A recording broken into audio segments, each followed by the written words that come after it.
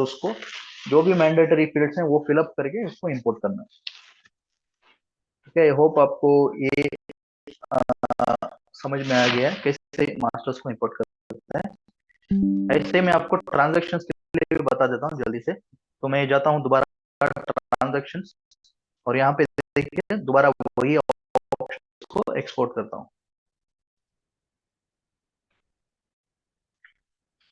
ठीक है, मैंने एक्सपोर्ट कर दिया। मैं वो एक फाइल शेयर करता हूँ आपके साथ। तो ये देखिए, ये फाइल है जो मैंने अभी एक्सपोर्ट किया है। ठीक है, तो यहाँ पे आप देख सकते हो, यहाँ पे भी थोड़े फील्ड्स हैं जो मैंडेटरी हैं और जो मैंडेटरी नहीं है। और अगर और एडिशनल फील्ड्स आपको चाहिए तो यहाँ पे अकाउंटिंग वाउचर रीड में मिल जाएंगे, यहाँ से आप ले सकते हो। तो मैं आज का एक एंट्री आपको पोस्ट करके दिखाता हूँ। 30 अगस्त 2024। वाउचर टाइप नेम में सेल्स डाल देता हूँ। वाउचर नंबर 1, एड्रेस वगैरह छोड़ देता हूँ। लेजर नेम मैं दे देता हूँ राज, जो मेरा पार्टी है। Ledger amount ₹1000। और सेल्स के लिए सेल्स का एक लेजर आएगा, सेल्स का ₹1000। तो ये अमाउंट हो गया डेबिट, और ये अमाउंट हो गया क्रेडिट। और इसका आइटम भी है, इसके लिए मैं आइटम भी डाल देता हूँ।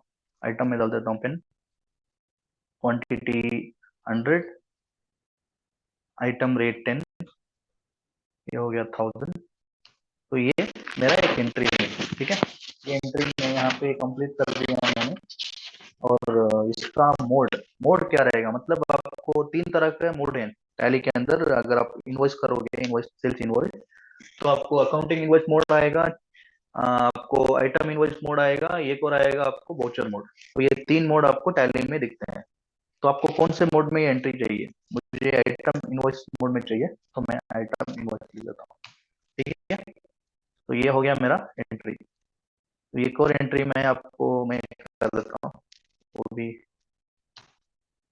ये भी हो गया सेल्स वाउचर नंबर 2 हो गया।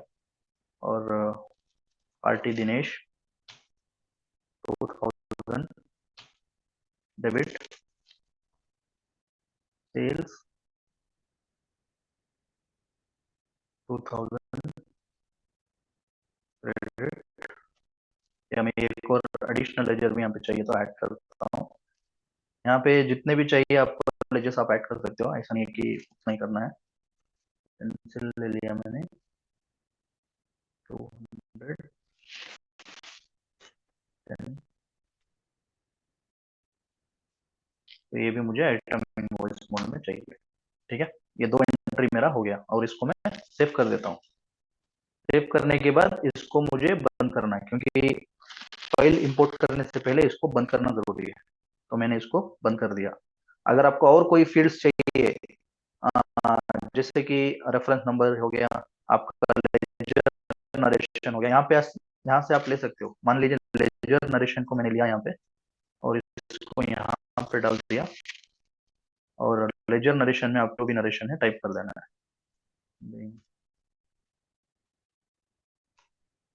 Good sold to Raj on credit. ठीक है, इसी तरह का मैंने दिनेश को भी डाल देता हूँ। ठीक है, ये हो गया मेरा नरेशन। और अभी मुझे इंपोर्ट करना है। इसको मैं बंद कर देता हूँ फाइल को। अभी मैं इसको टैली में इंपोर्ट करके आपको बताता हूँ। ठीक है, ट्रांजेक्शन्स में आ गया, एक्सेल, और यहाँ पे मेरा फाइल नेम है अकाउंटिंग वाउचर डॉट एक्सएलएस। ये मेरा वर्कशीट नेम आएगा अकाउंटिंग वाउचर। और दोबारा बता रहा हूँ मैं, अगर आप एक्सेल फाइल सैंपल यूज कर रहे हो तो टेम्पलेट आपको डिफॉल्ट वाला लेना है, डिफॉल्ट टेम्पलेट। और इंपोर्ट समरी को यस किया मैंने, बैकअप नो। देखिए सेल्स का 2 वाउचर है, यहाँ पे काउंट दिख रहा है। आप जो भी वाउचर्स आप इंपोर्ट करोगे इसका एक समरी दिखाता है। ठीक है, और इसको मुझे क्लिक करना है इंपोर्ट। सो इंपोर्ट कंप्लीटेड सक्सेसफुल। अगर मैं एंटर करता हूँ तो देखिए मेरा दोनों वाउचर यहाँ पे आ गया है। 30 अगस्त 2024, दोनों वाउचर, राज के लिए एक इनवॉइस था, और आ, आ, दिनेश के लिए एक इनवॉइस था। दोनों यहाँ पे आ गए हैं। ठीक है, और जो भी मैंने लेट्स एंट्री बनाया था उसी तरह का यहाँ पे इंपोर्ट हुआ है। ओके, सो ऐसे आपको ट्रांजेक्शन को इंपोर्ट करना है यूजिंग सैंपल एक्सेल फाइल। अगर कोई डाउट है सैंपल एक्सेल फाइल में तो आप प्लीज अपना क्वेश्चंस Q&A बॉक्स में पोस्ट कर दीजिए, मैं आपका क्वेश्चंस को आखिरी में ले लेता हूँ। ओके, तो चलिए आगे बढ़ते हैं इससे। तो नेक्स्ट जो मेथड है वो है import data from any Excel file. मतलब सैंपल एक्सेल फाइल की जरूरत नहीं है, जो भी आपके पास डेटा फाइल पड़ा हो, जो भी डेटा आपके पास हो, उसी से डायरेक्ट टैली में इंपोर्ट करना है। कैसे करना है, ठीक है, जो भी डेटा आपके पास है वो आपको तरह कर लेना है, मतलब उसको देख लेना है कि कौन सा डेटा है हमारे पास, वो मास्टर डेटा है या ट्रांजेक्शन है। अगर मास्टर्स हैं तो कौन से मास्टर्स हैं, अगर ट्रांजेक्शन है तो वो कौन से ट्रांजेक्शन है, सेल्स हैं, परचेस हैं, तो वो आपको ध्यान से देख लेना है और फिर उसको एक मैपिंग क्रिएट करना है। अब हम पहले क्या कर रहे थे, डिफॉल्ट टेम्पलेट ले रहे थे यहाँ पे, जहां पे हम हमें कोई भी मैपिंग की जरूरत नहीं पड़ रही थी, क्योंकि वो ऑटोमेटिक मैपिंग हो गया रहता है। अगर आप कोई दूसरा एक्सेल फाइल यूज कर रहे हो apart from sample Excel file, तो आपको मैपिंग की जरूरत पड़ती है। आपको मैपिंग जरूर से करना है और ध्यान से आपको मैपिंग करना है, तभी आपका डेटा जो है वो सक्सेसफुली इंपोर्ट हो जाएगा, नहीं तो आपको वो एरर देगा। ठीक है, मैं आपको एक वर्कशीट बताता हूँ जिसमें मैंने डेटा रखा है, तब आपको थोड़ा आइडिया आएगा कि कैसे वो होता है। मैं आपको एक वर्कशीट बता देता हूँ। ओके, तो मैं वर्कशीट आपको शेयर करता हूँ यहाँ पे स्क्रीन पे।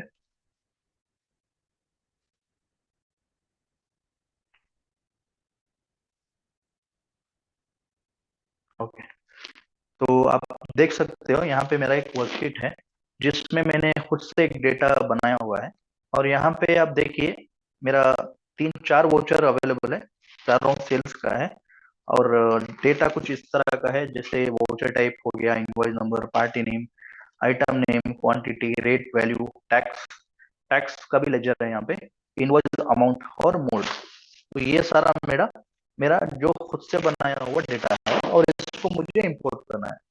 तो मुझे पहले करना क्या है, सेम एज इट इज जैसे मैंने पहले बताया आपको, इंपोर्ट में जाना है। एक चेंज आपको आएगा वो है मैपिंग का, वो मैं आपको अभी बता देता हूँ। इंपोर्ट ट्रांजेक्शन, सो डेटा का जो लोकेशन है, मतलब फाइल का लोकेशन, वो मुझे लोकेशन यहाँ पे देना है। लोकेशन में दे देता हूँ यहाँ पे, और यहाँ पे आ गया लेजर एंट्रीज इन कॉलम जो मेरा फाइल है, और वर्कशीट का नाम है इनवॉइसेस। देखिए आपको यहाँ पे दिखाता हूँ, ये इनवॉइसेस वर्कशीट का नाम है, तो इनवॉइसेस। और यहाँ पे डिफॉल्ट टेम्पलेट आपको लेना नहीं है, ये एक ही चेंज है, यहाँ पे डिफॉल्ट टेम्पलेट आपको लेना नहीं है, बल्कि आपको एक टेम्पलेट क्रिएट करना है। ठीक है, तो ये आपको क्रिएट हो जाएगा, इसका नाम आप कुछ भी दे सकते हो आपके हिसाब से। तो मैं दे देता हूँ इसको सेल्स मैपिंग। ओके, और यहाँ पे आपको type of vouchers, accounting vouchers ले लेता हूँ। और ये देखिए यहाँ पे आपको सारे जो फील्ड दिख रहे हैं ना, ये सारे टैली के फील्ड्स हैं जो टैली में अवेलेबल हैं। ठीक है, अभी आपको करना क्या है, जो टैली के फील्ड्स हैं उसको आपको एक्सेल में जो भी फील्ड्स हैं या हेडर्स हैं उसके साथ मैच करना है। अगर आपके टैली में वाउचर नंबर को मैच करना है तो एक्सेल में आपका वाउचर नंबर का एक कॉलम रहेगा, आपको उसको मैच करना है। ठीक है, अभी जो जो मैंडेटरी है हम पहले मैच मैप कर लेंगे, जो भी जनरल डिटेल्स हैं, जैसे कि वोटर टाइप नेम हो गया, तो वोटर टाइप नेम के लिए एक्सेल, ठीक है, तो उसको मुझे मैप करना है। वोटर टाइप, वोचर डेट हो गया, वोचर डेट के लिए डेट है, वोचर नंबर हो गया, वोचर नंबर के लिए इनवॉइस नंबर है। ये तो हो गया मेरा जनरल डिटेल्स। फिर आएगा टॉप लेजर्स। टॉप लेजर्स में आपको कैश और बैंक या पार्टी लेजर आएगा। तो मेरा पार्टी जो कॉलम है वो है पार्टी नेम के कॉलम है, तो मुझे पहले नेम लेना है यहाँ पे, पार्टी नेम। और लेजर अमाउंट लेना है। लेजर अमाउंट तो आपका इनवॉइस का नेट अमाउंट जो आएगा वही पार्टी का अमाउंट है, तो इनवॉइस वाउचर नेट अमाउंट ले लेता हूँ और इसको मैं एंड ऑफ लिस्ट करता हूँ। ठीक है, और बाद में आएगा आपका सेल्स लेजर और आपका आइटम डिटेल्स। तो उसके लिए मुझे बॉटम लेजर्स लेना है, बॉटम लेजर्स। बॉटम लेजर्स में आपको सारे जो भी लेजर्स आपको बाद पार्टी के बाद में आते हैं ना, सब कुछ आपको बॉटम लेजर्स में आता है। टॉप लेजर्स में सिर्फ कैश और बैंक और पार्टी, इतना ही आता है। अभी मुझे पहले सेल्स लेना है, तो मैं ले लेता हूँ ledger name. Ledger name sales के लिए सेपरेट कॉलम नहीं है, क्योंकि वोचर टाइप के लिए जैसे कॉलम है, सेल्स के लिए सेपरेट कॉलम नहीं है। तो आप क्या कर सकते हो, लेजर नेम को स्पेसिफाई फिक्स्ड फील्ड वैल्यू ले सकते हो और यहाँ पे इसको सेल्स ले सकते हो। तो जो भी लेजर आपका होगा वो सेल्स के अंदर, जो भी अमाउंट रहेगा उसमें वो सेल्स के अंदर जाएगा। ठीक है। और यहाँ पे लेजर अमाउंट, तो लेजर अमाउंट कौन सा हो गया, सेल्स के लिए जो है वो मेरा सेल्स वैल्यू रहता है। ठीक है। तो मुझे वैल्यू कॉलम को मैप करना है, वैल्यू, और लेजर अमाउंट डी आर और सी आर। तो ये इसको मुझे सी आर करना है, तो ये सी आर अमाउंट होता है हमेशा। और इसी के साथ साथ लेजर के साथ साथ मुझे आइटम डिटेल्स भी ऐड करना है। तो आइटम डिटेल्स में हो गया आइटम नेम। आइटम नेम के लिए आइटम नेम का कॉलम है। फिर आएगा बिल्ड क्वांटिटी, बिल्ड क्वांटिटी के लिए क्वांटिटी। फिर आएगा आइटम रेट, तो ये हो गया रेट। और उसके बाद आएगा आइटम अमाउंट, तो उसके लिए आ गया आइटम का वैल्यू।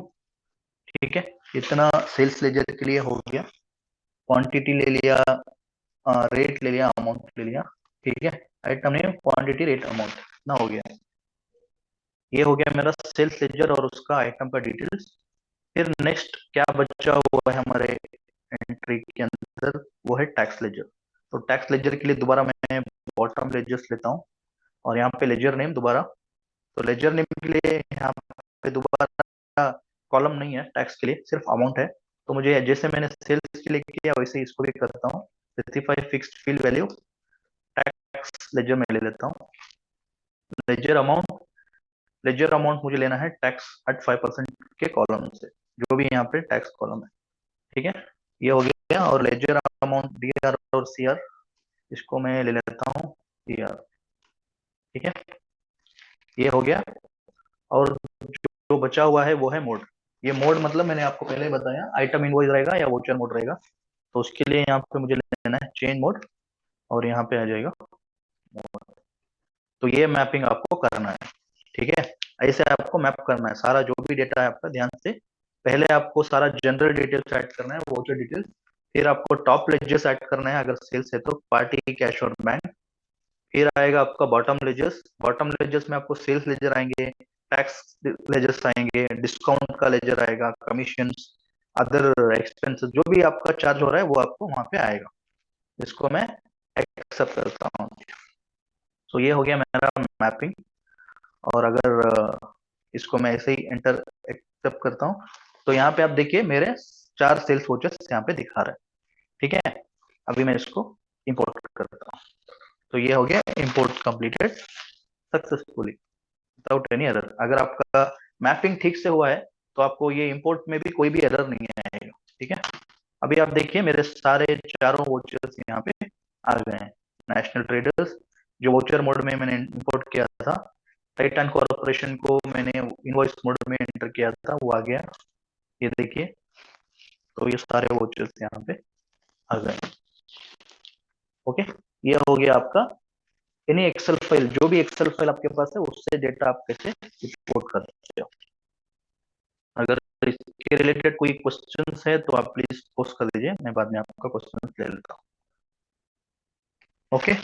और आगे बढ़ते हैं। और मैं आपको टेम्पलेट्स जो भी ई कॉमर्स के लिए हैं वो हमने ऑप्शन दिया है डाउनलोड करने के लिए।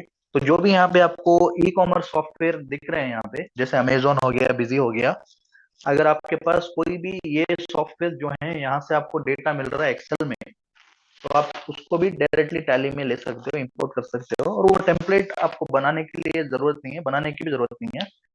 वो सारे टेम्पलेट्स हमने ऑलरेडी बना के वो फॉर्मेट आपको वेबसाइट में, हेल्प के साइट में हमने अवेलेबल किया है। वहां से आप जाके जस्ट उसको डाउनलोड कर सकते हो और उसको, उसका एक फाइल आएगा आपको, वो टीएसएफ फाइल बोलते हैं उसको। वो टीएसएफ फाइल को आपको टैली फोल्डर में डालना है, वो आपको मिल जाएगा।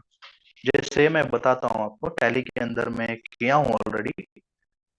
तो अगर आप ऑल्ट ओ में मैं जाता हूँ ट्रांजैक्शन, तो आप मुझे मैपिंग देख सकते हो। मेरा मैपिंग जो भी है ना, यहाँ पे आप देखिए क्विक बुक्स डेटा का दिख रहा है, ये मैंने डाउनलोड, बिजी, ये सब मैंने मैपिंग किया नहीं है, ये ऑटोमेटिकली ये वहां से डाउनलोड करके यहाँ पे डाला है। देखिए सारा मैपिंग यहाँ पे अवेलेबल है। ठीक है, तो ये लिंक, हेल्प का लिंक है, वो आपको मैं बाद में दे देता हूँ, आप जाके वहां से डाउनलोड करके डाल सकते हो। और ये जो भी फाइल्स हैं, ये आपको कैसे दिखेंगे वो भी मैं बता देता हूँ आपको। ये TSF फाइल की तरह होता है। आपको मैं एक फोल्डर शेयर करता हूँ।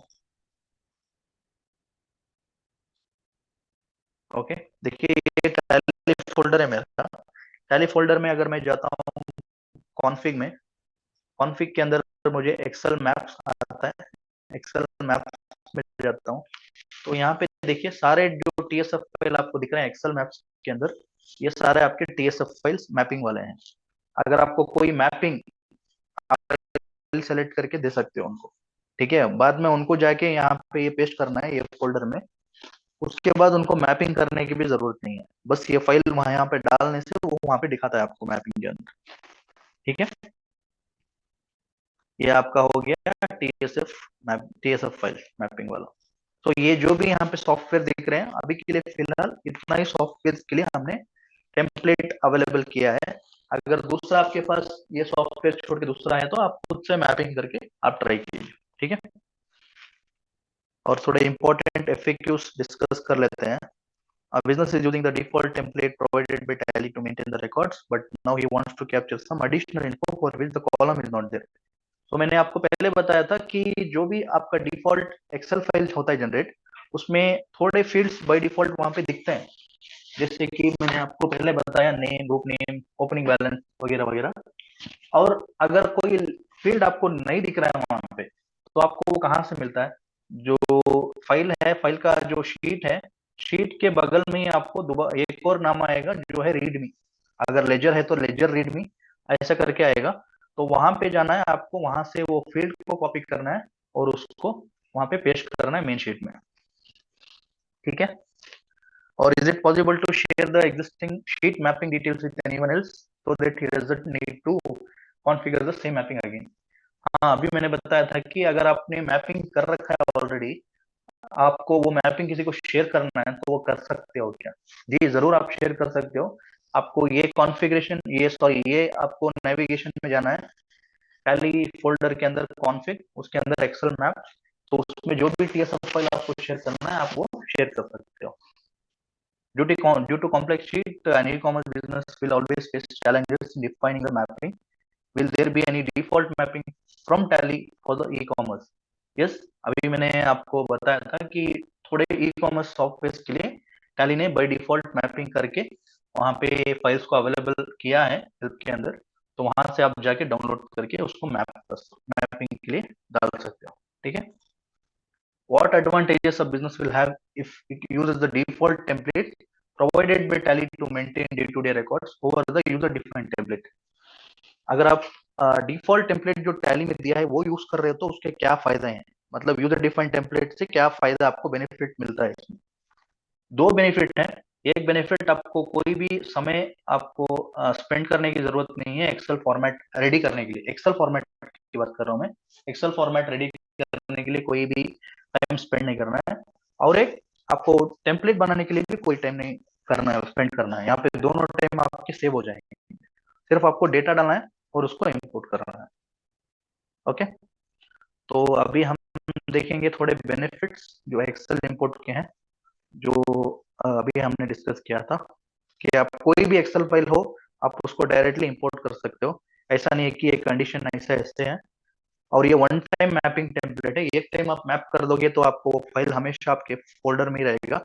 आप किसी को चाहिए तो दे भी सकते हो, फाइल शेयर भी कर सकते हो। ठीक है, ये आपको हॉरिजेंटल वर्टिकल दोनों फॉर्मेट में ये सपोर्टेड है। आपका डेटा अगर हॉरिजेंटल में है तो भी सपोर्टेड है या वर्टिकल में है तो भी सपोर्टेड है वो। और आप इंपोर्ट करते समय आपको पूरा कंट्रोल रहेगा आपके ऊपर कि आप क्या इंपोर्ट कर रहे हो, बैकअप ले रहे हो या आप प्रीव्यू देख रहे हो, सब कंट्रोल आपके पास रहेगा। और डिफॉल्ट टेम्पलेट जो है उसको मैपिंग की जरूरत भी नहीं पड़ती है, वो बाय डिफॉल्ट मैप हो जाते हैं। और एक्सेप्शंस, अगर मान लीजिए कोई एरर आपको आ रहा है इंपोर्ट के दौरान, तब आप वहां पे सिंगल क्लिक में आप वो एक्सेप्शन भी देख सकते हो, क्या क्या एक्सेप्शन है, और उसको वहां से ही सॉल्व कर सकते हो। ऐसा नहीं है कि आपको बैक जाना है, फिर एक्सेप्शंस को सॉल्व करना है, फिर इंपोर्ट करना है, ऐसा नहीं है। और आपका जो फाइल है वो आप शेयर कर सकते हो किसी फ्रेंड्स और रिलेटिव्स को जो टैली यूज कर रहे हैं और उनको मैपिंग नहीं करना है। और डिफॉल्ट टेम्पलेट आपको ई कॉमर्स के लिए भी दिया है, वो भी आप डाउनलोड करके यूज कर सकते हो। ठीक है। और इसी के साथ मेरा जो एक्सेल वाला टॉपिक है ये आ, आप अभी के लिए इतना ही है। अगर कोई भी क्वेश्चन से रिलेटेड टू एक्सेल इंपोर्ट, तो आप अपना क्वेश्चन Q&A में पोस्ट कर सकते हो, तो कि मैं बाद में ले लेता हूँ। और अभी मैं डिस्कस करता हूँ रिगार्डिंग HSN कोड। ठीक है।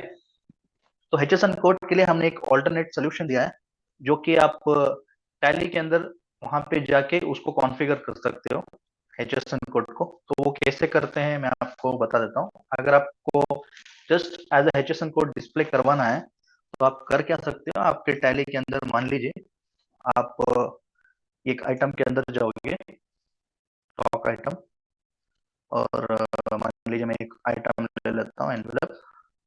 तो यहाँ पे आप देखिए, यहाँ पे आपको डिस्क्रिप्शन है। ठीक है। अगर डिस्क्रिप्शन नहीं है तो आप यहाँ से एनेबल कर लीजिए स्टॉक आइटम डिस्क्रिप्शन। ठीक है, F12 के अंदर। और यहाँ पे डिस्क्रिप्शन आपको देना है, यहाँ पे लिखना है HSN कोड कोलन जो भी आपका HSN कोड है। ठीक है। जैसे ही आप ये लिख के इसको एक्सेप्ट कर लीजिए, इसको यहाँ पे कुछ ये मत कीजिए, क्योंकि HSN कोड आइटम वाइज रहता है। तो आप यहाँ पे डिस्क्रिप्शन में आप इसको डाल सकते हो। और ये होने के बाद आप क्या कर सकते हो, आपको एक एंट्री करके मैं बता देता हूँ।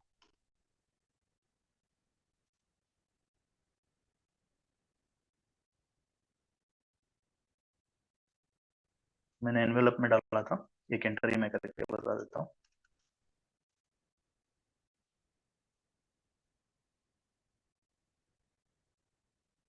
यहाँ पे आपको कंट्रोल P प्रिंट करने से पहले एक कॉन्फ़िगरेशन करना है। कॉन्फ़िगर में जाओगे तो आपको यहाँ पे display name for stock items है ना, यहाँ पे आपको नेम ओनली बोल के आपका बाय डिफॉल्ट सिलेक्टेड रहता है। अगर आप देख रहे हो तो आपके टैली में तो वो नेम ओनली रहेगा। तो इसको आपको करना क्या है, नेम और डिस्क्रिप्शन यहाँ पे ये लेना है। नेम और ब्रैकेट में डिस्क्रिप्शन है ना, ये वाला लेना है। ये वाला लेके आपको एक्सेप्ट करना है। अभी जब आप प्रिंट करोगे तो आपको HSN कोड कुछ इस तरह दिखाई देगा। यहाँ पे कोई कॉलम नहीं बनेगा, बस आपको नाम आएगा, आइटम का नाम, और उसके साथ HSN कोड आपको बाजू बगल में दिखेगा। ऐसे आप प्रिंट कर सकते हो HSN कोड इनवॉइस के अंदर। ओके। ओके, अगर आपका कोई भी क्वेश्चन है तो इसके रिलेटेड आप पोस्ट कर दीजिए, मैं वो भी ले लेता हूँ। और अगर आप टैली प्राइम 4.1 या सॉरी 4.0 या उस 4.0 के नीचे कोई रिलीज आप यूज कर रहे हो, तो बेटर आप अभी एक्सेल इंपोर्ट आपको करना है, तो आपको ये करना पड़ेगा, आपको अपग्रेड करना पड़ेगा। अगर आपका TSS है तो फ्रीली अपग्रेड हो जाएगा, अगर TSS नहीं है तो TSS रिन्यू करवाने के लिए आप हमारे जो पार्टनर है CNC उनको कांटेक्ट कर सकते हैं, वो आपको हेल्प करेंगे। ठीक है। और कोई क्वेश्चन है तो आप प्लीज पोस्ट कर दीजिए, मैं ले लेता हूँ।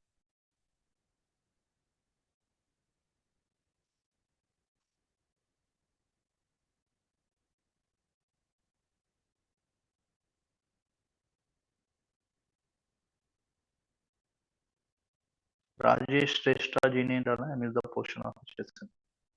राजेश जी, होप आपको HSN अभी मैंने जो भी बताया आपने वो देखा है।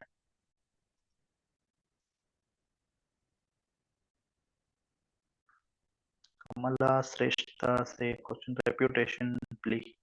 आपका क्वेश्चन क्लियर नहीं है कमला जी, आप क्वेश्चन जो भी है वो डिटेल में लिखेंगे तो अच्छा रहेगा।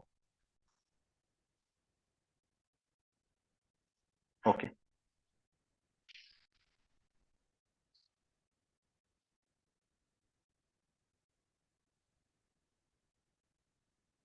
जो भी क्वेश्चन हो रिलेटेड टू एक्सेल इंपोर्ट या आपका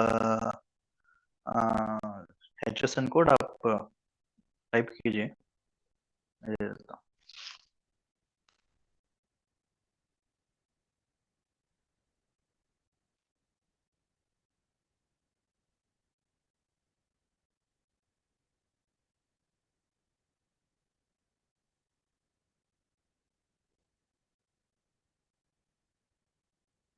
नीरज जी से क्वेश्चन है, स्टॉक एक्सपोर्ट में एचएसएन कोड कैसे करें, पार्ट नंबर भी चाहिए।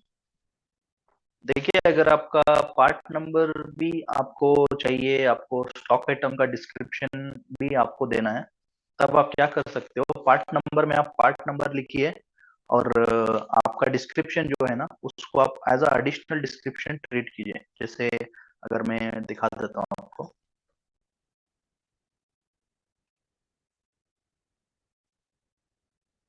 यहाँ पे आपको एडिशनल डिस्क्रिप्शन इनेबल कर लेना है।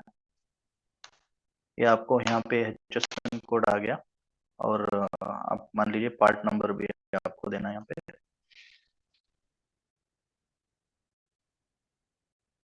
अभी आप क्या कीजिए, यहाँ पे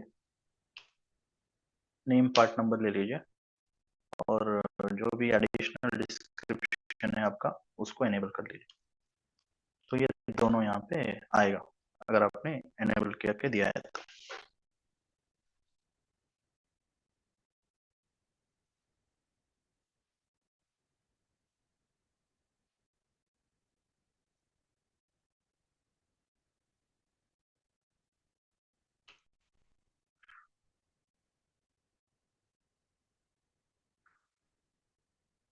ये आप अलियास भी यूज कर सकते हैं, अलियास में भी आप देंगे तो पार्ट नंबर की तरह आपको print होगा।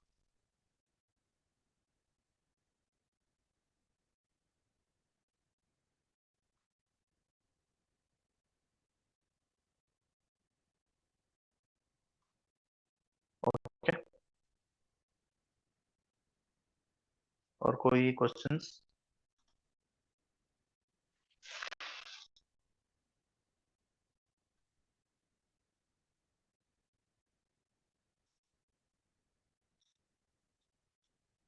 विष्णु जैसे क्वेश्चन है, एचएसएन कोड स्टॉक आइटम के साइड में कॉलम में नहीं आ सकता क्या? हाँ विष्णु जी, कॉलम तो नहीं आएगा, कॉलम एचएसएन कोड का कॉलम तो नहीं आएगा। लेकिन वहां पे आपको ये ऐसे प्रिंट होके आएगा नीचे। जैसे स्टॉक एक्सेल एक्सपोर्ट में कैसे साथ में निकाले HSN code part number.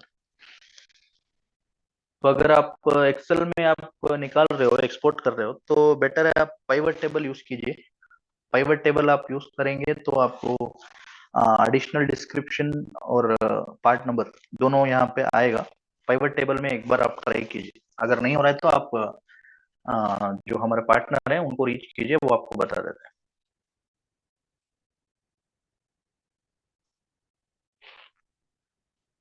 Sales register के अंदर आएगा पाइवट टेबल, वहां से आप एक बार ट्राई कीजिए। अगर आपको वाउचर्स के साथ निकालना है तो आप वहां से ट्राई कीजिए, तब आपको यहाँ पे वहां पे दिख जाएगा क्लियरली। नहीं तो आप अगर एक्सेल में सिर्फ मास्टर्स ले रहे हो तो मास्टर्स को भी आप थ्रू ओडीबीसी भी पुल कर सकते हो, वहां पे भी आएगा।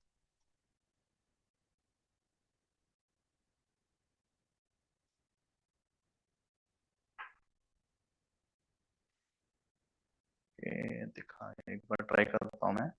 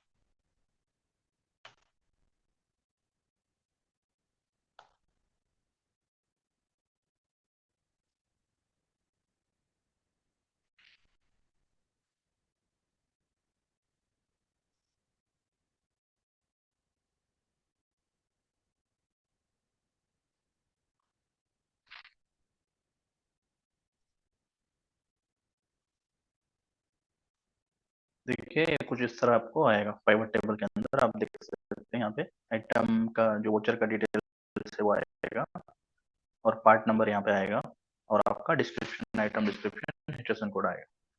ठीक है।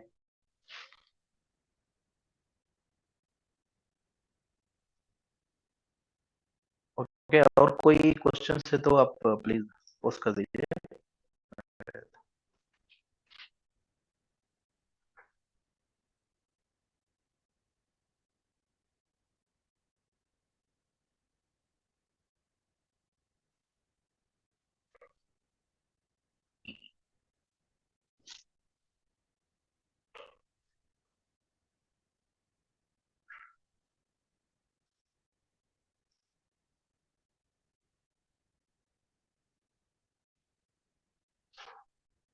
स्टॉक आइटम एक्सपोर्ट करना है, सिर्फ स्टॉक आइटम एक्सपोर्ट करना है तो आप ओडीबीसी ट्राई कीजिए नीरज जी, वो आपको ओडीबीसी के थ्रू मिल जाएगा।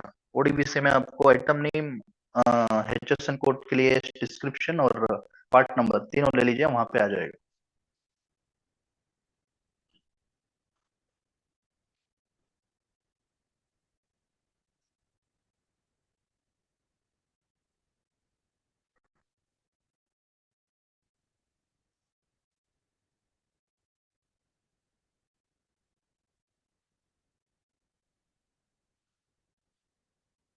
ओडीबीसी करके आपको दिखाना है क्या? मैं देख लेता हूँ आ रहा है क्या, क्योंकि उसके लिए कुछ एनेबलमेंट करना पड़ता है।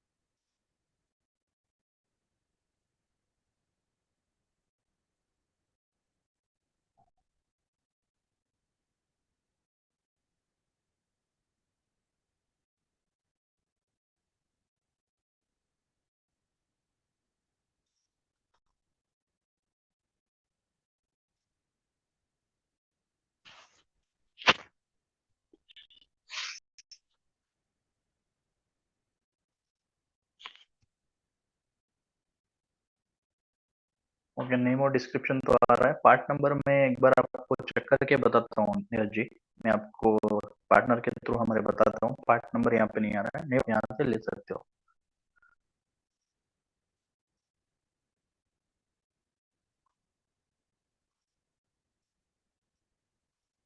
पार्ट नंबर के लिए देखता हूँ कोई दूसरा अगर ऑप्शन है तो एक्सपोर्ट करने के लिए, वो मैं आपको गाइड करता हूँ बाद में, मैं आपको शॉर्टली कनेक्ट करता हूँ। ठीक है। ओके, और कोई जानकारी और कोई क्वेश्चन है तो आप प्लीज पोस्ट कीजिए, मैं लेता हूँ।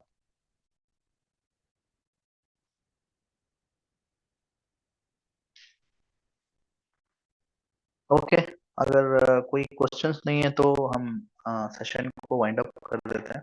तो thank you everyone, thanks for joining the session, hope the session was useful, and have a great day, bye.